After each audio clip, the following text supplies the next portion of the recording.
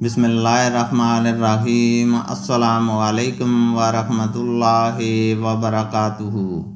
حدیث نبوی صلی اللہ علیہ وسلم ہے، ہم سے عبداللہ بن مسلمہ نے بیان کیا، انہوں نے کہا کہ ہم سے افلا بن حمید نے بیان کیا، ان سے قاسم نے، اور ان سے عائشہ رضی اللہ تعالی عنہما نے بیان کیا کہ میں نے نبی کریم صلی اللہ علیہ وسلم کی ہدیہ کے قلادے خود بٹے تھے، پھر آپ صلی اللہ علیہ وسلم نے انہیں اشعار کیا اور ہار پہنایا، یا میں نے ہار پہنایا۔